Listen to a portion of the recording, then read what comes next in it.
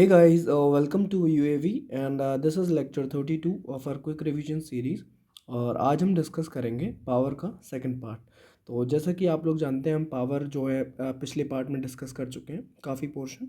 और इसमें हमें सिर्फ gender perspective and the concept of authority ये चीज़ हमें डिस्कस करनी है। तो चलिए शुरू करते हैं। देखिए, जैसा कि हम लोग जानते हैं कि जेंडर पर्सपेक्टिव या फिर जो भी दूसरे पर्सपेक्टिव है, हम जितने भी हमने टॉपिक्स करे हैं, चाहे वो डेमोक्रेसी किया हो या फिर राइट्स किया हो, तो हमने यहाँ पर सारी चीज़ों के इनके पर्सपेक्टिव देखे थे। तो अब यहाँ पर पावर में हम देख लेते हैं कि भाई जेंडर पर्सपेक्टिव क्या कहता है। तो जैसा कि देखिए, presented by feminist theory recognises division of society into two broad groups, man and women who were biologically fit to perform different functions. तो यहाँ पर ये लोग कह रहे हैं कि भाई देखो, सोसाइटी में दो डिवीज़न किए हुए हैं लोगों के, कि भाई वुमेन जो है और मैन जो है, ठीक है।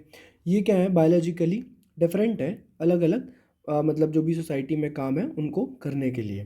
तो अब एक चीज़ होती है कि भाई अब अगर हम देखें बायोलॉजिकल जो टर्म है मेल एंड फीमेल, जहाँ पे यूज़ किया जाता है कि भाई मेल जो है और फीमेल जो है, तो ये बायोलॉजिकल टर्म हो गया कि भाई ये लोग जो है वो अलग हैं, नेचुरली अलग हैं। लेकिन अब यहाँ पर जब वुमेन एंड मैन जो हम हैं, तो जेंडर जो पर्सपेक्टिव है, जो जेंडर डिस्क्रिमिनेशन है, वहाँ पर हम यूज़ करेंगे मैन एंड वुमेन। तो ये सोशल जो डिस्क्रिमिनेशन है वो है, जहाँ पर हम एक सेक्शन को डोमिनेट मतलब मानते हैं और दूसरा जो है डोमिनेटेड होता है, ठीक है। तो हम यहाँ इस चीज़ को आगे पढ़ते हैं। देखिए, division was created by nature for sustaining human race and enable human beings to build up an excellent civilisation and culture. तो यहाँ पर कह रहे हैं कि भाई नेचर ने ही जो डिवीज़न है वो बनाया है कि भाई वुमेन जो है वो अपना काम करेंगी और मैन जो है वो अपना काम करेंगे। फॉर एग्जांपल आप इस इधर पे हम कह सकते हैं कि भाई मेल जो है वो अपना काम करेंगे और फीमेल जो है वो अपना काम करेंगी। और इस चीज़ से क्या होगा, एक्सीलेंट सिविलाइजेशन बनेगी और कल्चर डेवलप होगा, ठीक है। लेकिन अब हम सोसाइटी के उस पर चलेंगे भाई, but society has placed man and women into dominant and dependent position respectively, कि भाई मैन को क्या है डोमिनेंट पोजीशन पे बना दिया है और वुमेन को क्या किया है डिपेंडेंट पोजीशन पे बना दिया है। इस चीज़ को अब हम समझते हैं। देखिए, ट्रेडिशनली अगर हम देखें तो हुआ क्या है कि भाई जो भी मस्कुलर जॉब थी, जहाँ पर मतलब फिजिकल लेबर ज़्यादा लग रहा था, तो वो चीज़ जो काम था वो कौन कर रहा था, मैन कर रहे थे, ठीक है। कि मान लीजिए अब रिसोर्स का एक्सट्रैक्शन करना है हमें, या फिर जंगल में जाके शिकार करना है, तो वो कौन कर रहा था, मैन देख रहे थे। और जो घर का जो हाउस होल्ड चोर्स हैं वो कौन कर रहा था, वो कर रहा था वुमेन। तो अब यहाँ से चीज़ें क्या है डेवलप होना चालू हुई। अब थोड़ा और हम आगे बढ़े, अब जब फैक्ट्रीज़ वगैरह आ गई, इंडस्ट्रियलाइजेशन हो गया, तो वहाँ पर भी हम देख रहे हैं फैक्ट्रीज़ में कि जो काम कर रहा है वो कौन जा रहा है, मैन कर रहा है। और वुमेन क्या है, हाउस होल्ड चोर्स वहाँ पे देख रही हैं, बच्चों को संभाल रही हैं या स्कूल भेज रही हैं। तो ये सब चीज़ें हम देख रहे थे। अब ये चीज़ करते करते लेकिन हुआ क्या कि भाई जो मैन है वो इकोनॉमिकली भी पावरफुल होने लगा, और इसकी वजह से वो डोमिनेटेड भी होने लगा। कि भाई इकोनॉमिकली आप डोमिनेशन कर रहे हो तो आप सोशली भी डोमिनेशन करोगे। ये चीज़ धीरे धीरे जाके डेवलप हो गई, जिसे हम कहते हैं कि भाई patriarchy, rule of father.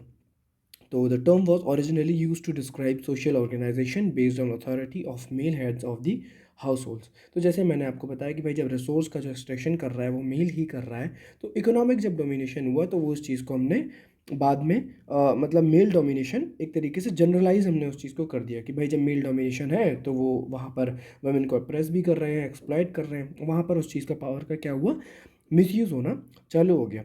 Social relations involving reproduction, violence, sexuality, work culture are identified as part of patriarchal system।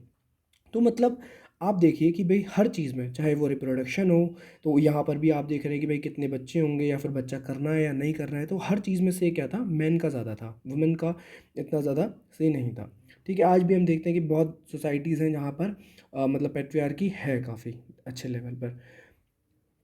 अब हम एक चीज़ को समझने की कोशिश करते हैं यहाँ पर। देखिए, अब जब ये सी सब्जुकेशन वुमेन का हो रहा था, तो इसके अपोजिशन में जो मतलब आइडिया आया वो क्या आया, फेमिनिज्म, रेडिकल फेमिनिज्म। कि वुमेन के मतलब वुमेन के फेवर के लिए या फिर वुमेन के जो सब्जुकेशन हो रहा है उसके अगेंस्ट में हम एक आइडियोलॉजी आई, फेमिनिज्म, ठीक है। तो रेडिकल फेमिनिज्म कहते हैं कि भाई ये वेस्टर्न कॉन्सेप्ट है, कि जहाँ पर हम कह रहे हैं मैन और वुमेन क्या है, इक्वल है, कि भाई जो आदमी कर पा रहा है वही एक औरत कर सकती है, ठीक है। एक चीज़ यहाँ पर एक ये कॉन्सेप्ट होता है। अब यहाँ पर हम जो इंडियन फेमिनिज्म को अगर हम एक समझने की कोशिश करें, तो यहाँ पर हम देख रहे हैं कि भाई मैन एंड वुमेन जो है आप उसे लिटरली इक्वल मत कीजिए, ठीक है। लेकिन आप क्या करिए कि वुमेन को भी इक्वल अपॉर्चुनिटी दीजिए, ताकि जो वुमेन का काम है एटलीस्ट वो तो वो कर सकें, जो वुमेन का मन है करने का वो कर सकें। ऐसा नहीं कि आपको सब्जुगेट करना है वुमेन को, कि आप उन्हें राइट्स ही नहीं दे रहे हैं, आप उन्हें पावर ही नहीं दे रहे हैं, उनके पास बिल्कुल पावर नहीं है कि वो जो उनका हक है वो ही ना कर सकें। ना कि भाई जो मैन कर रहा है वही एक्चुअल में वुमेन को करना है, कि भाई जो मस्कुलर भी मान लीजिए कोई काम है या फिजिकल लेबर वाला काम है, आप वहाँ पर भी कहेंगे कि भाई वुमेन भी कर सकती है वो चीज़। तो वो चीज़ आ जाती है कहाँ पर, रेडिकल फेमिनिज्म में।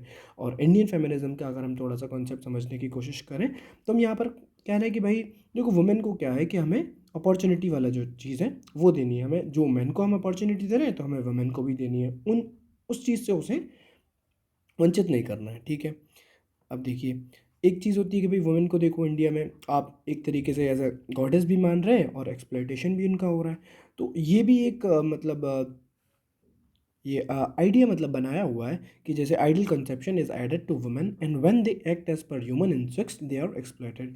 कि भाई हमने जो है वुमेन को इतना मतलब आइडलिस्टिक वो बना दिया कि भाई एज अ गॉडेस है ये, तो ये जो है हमेशा सही चीज़ ही करेंगे, इनसे कोई गलती नहीं हो सकती है, ठीक है। तो वहाँ पर क्या अगर वो कुछ गलत कर रही हैं तो उनके साथ मतलब उनका एक्सप्लॉयटेशन हो रहा है, उनका सब्जुगेशन हो रहा है, ठीक है। Extent of women exploitation in contemporary society is employ reflected in UN reports. Women constitute half the world's population, perform nearly 2 by third of its work hour, receive 1 by tenth of world's income and owes less than 1 by 100 of world's property।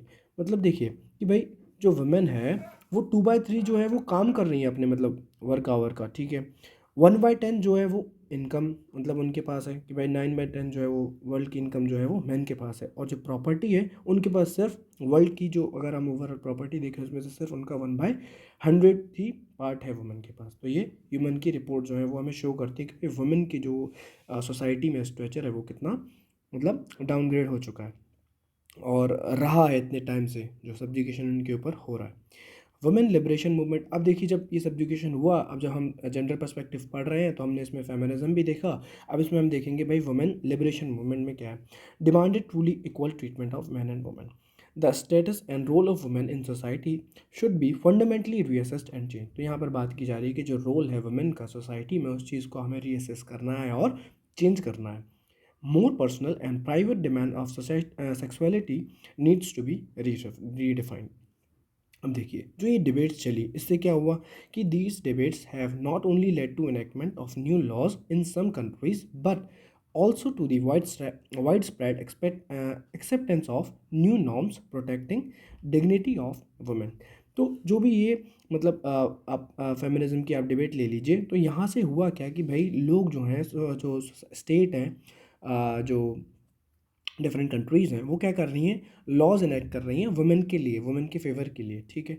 अब यहाँ पर बात की जा रही है कि भाई आप जो है मेन हमें काम करना है वुमेन की डिग्निटी के लिए, वुमेन का जो मेन जो सोसाइटी में आप वो रह रही हैं तो उनकी जो मेन डिग्निटी है उस चीज़ को हमें मेंटेन करना है। जैसे हम इमैनुअल कांट का जो हम कॉन्सेप्ट पढ़ते हैं वो कह रहे थे भाई ह्यूमन डिग्निटी जो है वो सबसे ज़्यादा ज़रूरी है जब हम इक्वालिटी का कॉन्सेप्ट पढ़ते हैं। तो यहाँ पर भी बात की गई है भाई वुमेन डिग्निटी की, तो आप वुमेन को क्या करिए, केपेबल बनाइए, उन्हें कॉम्पिटेंट बनाइए, जिससे क्या होगा भाई वो इंडिपेंडेंट बन जाएंगी और डिसीजन मेकिंग पावर उनके पास ज़्यादा होगी। और जो भी उनके लाइफ के डिसीजन होंगे, जो भी उनके इम्पोर्टेंट मतलब लाइफ में जो सिचुएशन होंगी जहाँ पर उन्हें डिसीजन जो सोसाइटी के प्रेशर में लेना होता है वो अपने आप से ले सकती है। फॉर एग्जांपल आप मैरिज का ही ले लीजिए, आज की डेट में हम देख रहे हैं कि भाई जो डाउरी सिस्टम है या फिर जो आफ्टर मैरिज जो मतलब जो डोमेस्टिक वायलेंस है ये सब चीज़ें हो रही हैं, तो जब वो वुमेन जो है वो इंडिपेंडेंट होगी तो वो अपने डिसीजन खुद ले पाएगी, ना कि वो किसी के ऊपर डिपेंड रहेगी कि भाई मेल काउंटर पार्ट है जो हस्बैंड है उसके ऊपर डिपेंडेंट है, ठीक है। In India government give social subsidy to reduce social distinction. तो ये डिस्टिंक्शन है, जैसे हम इंडियन गवर्नमेंट की अगर एग्जांपल लें तो वहाँ पर क्या है सोशल सब्सिडी दी जा रही है। जैसे कि एक एग्जांपल ले लेते हैं कि भाई अगर प्रॉपर्टी रजिस्टर आप करा रहे हैं वुमेन के नाम पर तो वहाँ पर 2% जो है स्टैम्प ड्यूटी में आपको राहत मिलती है, ठीक है। तो ये सब चीज़ें हम देख रहे हैं, तो जेंडर पर्सपेक्टिव हमारे यहाँ पर ख़त्म होता है। अब देखिए जो हमने सब चीज़ पढ़ी, हमने क्लास पर्सपेक्टिव देखा, हमने एलीट पर्सपेक्टिव देखा, जेंडर पर्सपेक्टिव देखा और जो प्लूरलिस्ट पर्सपेक्टिव देखा। तो हम इन सबको एक टेबलर फॉर्मेट में हम एक रिवाइज कर लेते हैं सारा चीज़। तो जैसे अब क्लास पर्सपेक्टिव में जो रिलेवेंट थ्योरी है वो क्या है, मार्क्सिस्ट थ्योरी है। एलीट पर्सपेक्टिव में एलीट थ्योरी, जेंडर में feminist theory, and group perspective में प्लूरलिस्ट थ्योरी। अब nature of division of society, Marxist theory में क्या था कि भाई हैव एंड हैव नॉट, भाई जो बुर्जुआज है और प्रोलेटेरियट क्लास है। तो जो माइट इज़ राइट वाला था, भाई जिसके पास मतलब मीन्स ऑफ प्रोडक्शन है वो क्या है, पावरफुल है ज़्यादा। अब एलीट ऑन मासेस, जो एलीट थ्योरी में वो कह रहे थे भाई एलीट के मतलब आसपास ही जो है वो पावर रहेगी, ठीक है, हमेशा मासेस के पास पावर जाती ही नहीं है, कोई भी ट्रिकल डाउन इफेक्ट नहीं होता है। और अगर हम यहाँ पर बात करें जेंडर पर्सपेक्टिव भी, तो हम देख रहे हैं यहाँ पर मैन एंड वुमेन की बात की जा रही है कि भाई मैन जो है वो मतलब इतना ज़्यादा डोमिनेशन कर रहा है। और पुलिस पर्सपेक्टिव की हम बात करें तो सेवरल ऑटोनॉमस इंटरेस्ट ग्रुप जो हैं उनके पास पावर रहती है। बेसिस ऑफ डिवीजन क्या है, जैसे देखिए ownership of private property. Elite में क्या है, competitive competence of the few, जो हम बात करते हैं कि भाई कुछ ही लोगों के पास जो है वो ऑर्गेनाइजेशन और लीडरशिप स्किल होती है। और यहाँ पर हम बात करें अगर डिवीजन की, तो क्या बायोलॉजिकल डिफरेंसेस की बात की जा रही है, लेकिन एक्चुअल में क्या है वो सोशल डिफरेंसेस जो हैं वो जो मैन एंड वुमेन को जन्म देते हैं। कि भाई पहले तो मेल एंड फीमेल है अगर हम बायोलॉजिकल डिफरेंस की बात करें, लेकिन जब सोशल डिफरेंस की बात करते हैं तो हम कहते हैं भाई मैन एंड वुमेन। जो पैट्रियार्कल सिस्टम में हम देखते हैं भाई मैन जो है वो कितना डोमिनेटिंग रहा है और अभी भी है। और डाइवर्सिटी ऑफ इंटरेस्ट की यहाँ पर बात की जाती है प्लूरलिस्ट थ्योरी में। रोल ऑफ पावर होल्डर की हम बात करें भाई, यहाँ पे पावर कौन होल्ड करता है, तो यहाँ पर क्या है कि भाई एक्सप्लॉयटेशन होगा। और यहाँ पर क्या है कि ऑर्गेनाइजेशन जो है और लीडरशिप जो है स्किल है, तो वही काम हो पा रहा है। और यहाँ पर देखिए यहाँ पर भी एक्सप्लॉयटेशन है, और यहाँ पर क्या है म्यूचुअल बार्गेनिंग से काम होता है। कभी इस एसोसिएशन के हाथ में पावर है, कभी इस एसोसिएशन के हाथ में पावर है, तो ऐसे करके। अब यहाँ पर बात की जाएगी भाई यहाँ पर प्रॉस्पेक्ट ऑफ चेंज क्या है, तो यहाँ पर है यस कि भाई आप रेवोल्यूशन करिए तो आप चेंज हो जाएगा, तो ये आपका इंस्ट्रूमेंट ऑफ चेंज क्या है, रेवोल्यूशन है। यहाँ पर कह रहे हैं नहीं, नीडेड ही नहीं है आपका एलीट वाले में, कह रहे हैं कि जो एलीट पर्सपेक्टिव में जो पावर है वो सर्कुलेट हो रही है बिटवीन एलीट्स। यहाँ पर हम देखेंगे फेमिनिस्ट उसमें तो वुमेन्स लिबरेशन जो हम देख रहे हैं, और यहाँ पर भी प्लूरलिस्ट पर्सपेक्टिव में भी नीडेड नहीं है, ठीक है। अब हम देखते हैं जो नेक्स्ट कॉन्सेप्ट है हमारा अथॉरिटी। अथॉरिटी एक्चुअल में पढ़ना है पावर प्लस लेजिटिमिटी, कि भाई अगर आपके पास पावर है और वो लेजिटिमेट है तो वो क्या होगा, अथॉरिटी कहलाएगी। तो यहाँ पर जो मैक्स वेबर हैं उनके हम कॉन्सेप्ट को देखेंगे। तो अब देखिए ये क्या है, कैपिटलिस्ट स्कॉलर है, और मतलब जो आप अथॉरिटी हम पढ़ेंगे तो ये कैपिटलिस्ट स्कॉलर ने मतलब फेवर किया है इस चीज़ को, और मार्क्स ने क्या किया, क्रिटिसाइज़ किया है। कैपिटलिस्ट स्कॉलर क्यों फेवर कर रहे हैं, क्योंकि वो कह रहे हैं कि भाई स्टेट जो है उनके पास अथॉरिटी होनी चाहिए, और मार्क्स कह रहे हैं कि नहीं, स्टेट जो है वो कैपिटलिस्ट की एग्जीक्यूटिव कमेटी है तो उसके पास क्या है, अथॉरिटी नहीं होनी चाहिए।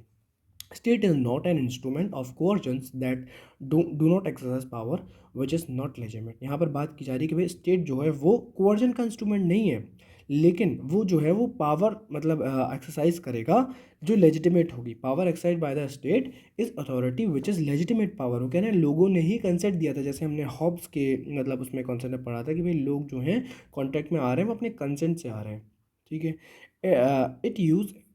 its use is considered right by people. Weber states that in a particular territory only state can exercise power। तो वहाँ वेबर यहाँ पर कह रहे हैं कि स्टेट जो है वही एक्सरसाइज कर सकता है पावर को एक पर्टिकुलर टेरिटरी में। जैसे कि हॉब्स ने बोला कि state has monopoly of power, state के पास ही मोनोपोली अथॉरिटेटिव पावर है, क्योंकि स्टेट क्या है वो अकाउंटेबल भी होगी अपने एक्शंस के लिए, जो वो एक्शंस कर रही है अपने लोगों के लिए, या फिर कोई भी ऐसा एक्शन ले रही है जो लोगों को लग रहा है वो गलत है, लेकिन वो उस चीज़ के लिए अकाउंटेबल भी है। ऐसा नहीं है भाई कोई व्यक्ति मान लीजिए एक्सरसाइज कर रहा है पावर, तो वो लेजिटिमेट नहीं कहलाएगी। जब स्टेट करेगी तो वो लेजिटिमेट भी होगी, क्योंकि वहाँ पर जो स्टेट है वो अकाउंटेबल भी है। In every society there is a need of authority.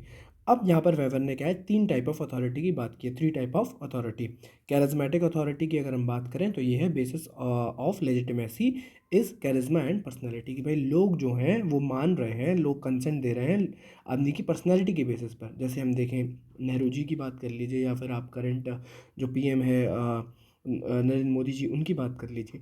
तो आज सोसाइटी में उनका एक्सेप्टेंस है, लोग उनका करिश्मा इतना है भाई, उन्होंने कुछ अगर बोल दिया है तो लोग मतलब करेंगे। इंडियन लेवल पर आप देखिए पूरे ऊपर से लेकर नीचे तक, JNK से लेकर आप देखिए कन्याकुमारी तक, हर जगह लोग जो हैं अगर उन्होंने बोल दिया तो भाई वो मानना है लोगों को, क्योंकि ऐसा नहीं है कि भाई लोग ज़बरदस्ती मान रहे हैं, कंपल्शन में मान रहे हैं, लोग मान रहे हैं एज अ कंसेंट कि भाई करिश्मा है उनका, उन्होंने बोला, तो ऐसे करके पर्सनैलिटी की बात की जाती है यहाँ पर।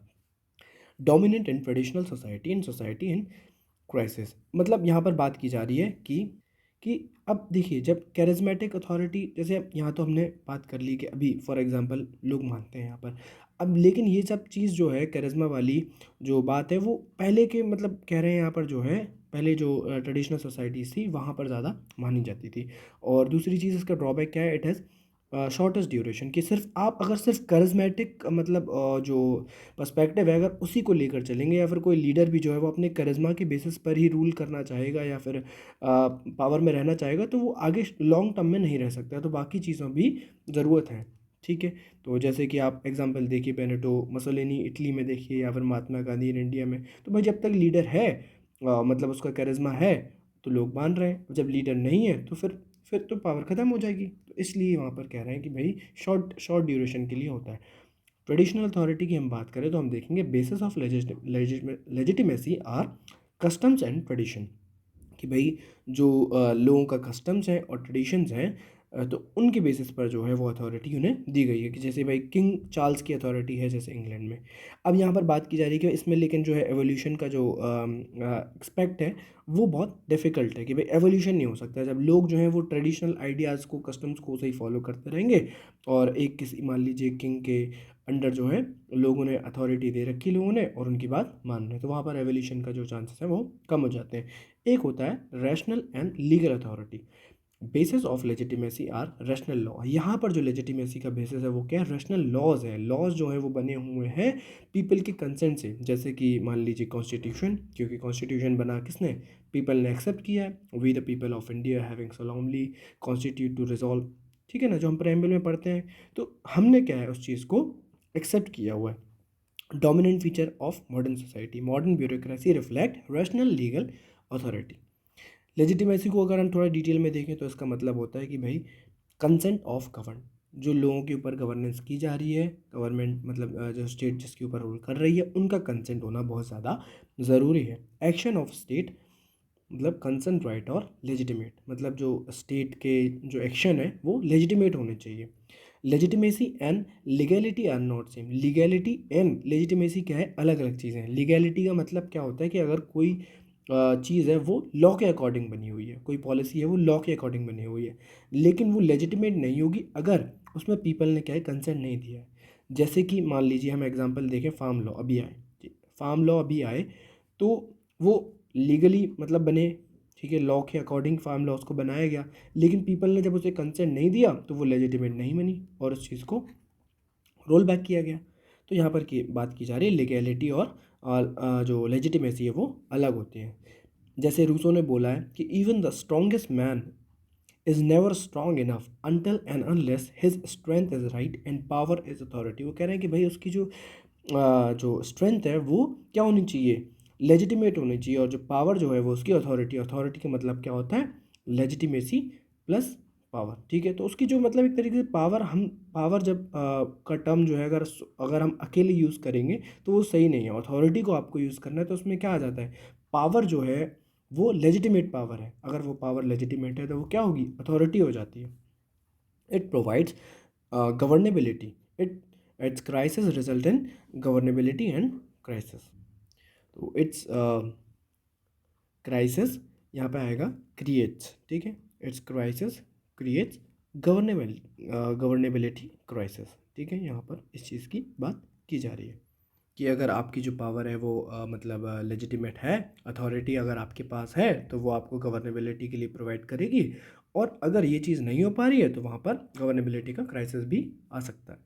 अब क्राइसिस आएगा तो इस चीज़ का पता कैसे चलेगा, तो यहाँ पर इंडिकेटर्स दिए हुए हैं। Law and order in the society अगर है तो मतलब जो है गवर्नेबिलिटी है, अथॉरिटी है। पेमेंट ऑफ द टैक्सेस, लोग टाइम से टैक्सेस दे रहे हैं तो यहाँ पर चीज़ मानी जा रही है कि भाई अथॉरिटेटिव मतलब पावर है।